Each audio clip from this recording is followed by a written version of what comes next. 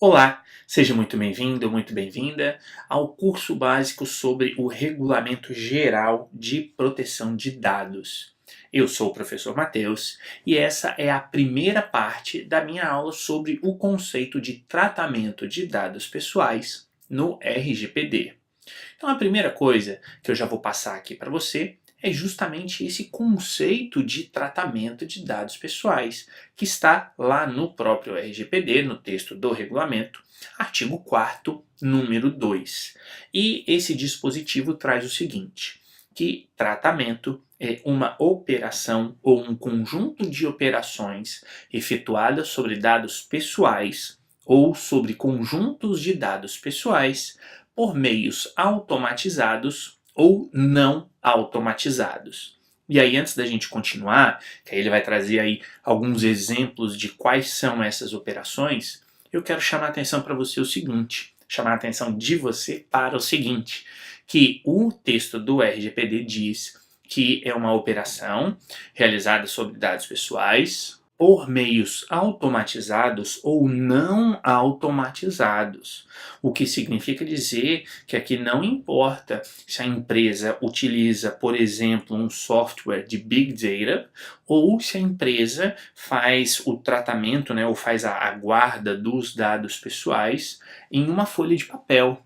Quer dizer, a partir do momento em que se realiza algum tipo de operação sobre dados pessoais, e aí que operações podem ser essas, e aí a gente continua ali na quarta linha do artigo 4º, número 2, operações tais como a recolha de dados pessoais, o registro desses dados pessoais, a organização, estruturação, a conservação, a adaptação ou alteração, a recuperação, a consulta, a utilização, a divulgação por transmissão, difusão ou qualquer outra forma de disponibilização, a comparação ou interconexão, a limitação, o apagamento ou a destruição desses dados pessoais, se está então realizando aquilo que o regulamento chama de tratamento de dados pessoais. Lembrando, repetindo e enfatizando, sejam essas operações realizadas por meios automatizados ou não, não importa, uma vez que se realiza alguma operação em relação a dados pessoais, se está então realizando esse tratamento de dados pessoais. Por isso que eu coloquei aqui que praticamente qualquer coisa, entre aspas, aí, que seja feita com dados pessoais, se encontra no conceito de tratamento desses mesmos dados pessoais. E isso é relevante por quê? Porque o tratamento de dados pessoais vai ter determinadas características em outros dispositivos do regulamento. Então, significa dizer que esse tratamento vai precisar seguir aí determinados padrões, determinadas regras, para que ele possa ser efetivamente realizado. É claro, né? Eu coloquei aqui a pergunta: existem exceções no tratamento desses dados pessoais? E a resposta, obviamente, é que sim, né? Ou seja, existem sim alguns dados pessoais que não passarão por tratamento ou pelo tratamento previsto no regulamento, e essas exceções estão previstas aí no artigo 2º, número 2, que traz o seguinte texto: o presente regulamento não se aplica ao tratamento desses dados pessoais. Primeiro, aquele tratamento que é efetuado no exercício de atividades não sujeitas à aplicação do direito da União, ou seja, se o tratamento de dados pessoais for realizado com base em outra legislação, né, ou em uma outra atividade, a qual não está sendo aplicada o direito da União Europeia, portanto, neste caso, o regulamento não vai se aplicar àquela situação. Se o tratamento for efetuado pelos Estados-membros no exercício de atividades abrangidas pelo âmbito de aplicação do título 5, capítulo 2 do Tratado da União Europeia, e esse título 5, capítulo 2 traz ou tem como epígrafe esse texto que está aí. São as disposições específicas relativas à política externa e de segurança comum. Portanto, quando os Estados-membros da União Europeia estiverem agindo na realização, né, ou na concretização dessa ideia da política externa e de segurança comum da União Europeia, Então, nessa situação, o Regulamento Geral de Proteção de Dados não vai ser aplicado. Além disso, quando o tratamento é efetuado por uma pessoa singular no exercício de atividades exclusivamente pessoais ou domésticas.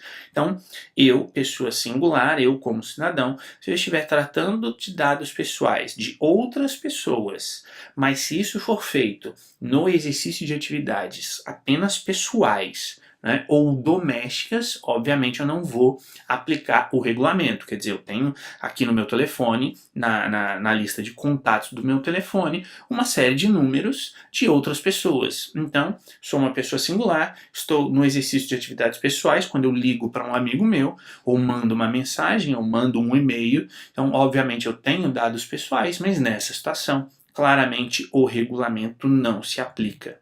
E, por fim, quando esse tratamento for efetuado pelas autoridades competentes para efeitos de prevenção, investigação, detecção e repressão de infrações penais ou da execução de sanções penais, incluindo a salvaguarda e a prevenção de ameaças à segurança pública. Ou seja, quando for uma questão de segurança pública ou questões de interesse público, como nós vamos ver em outras aulas, em aulas futuras, nessa situação, então, o regulamento não se aplica.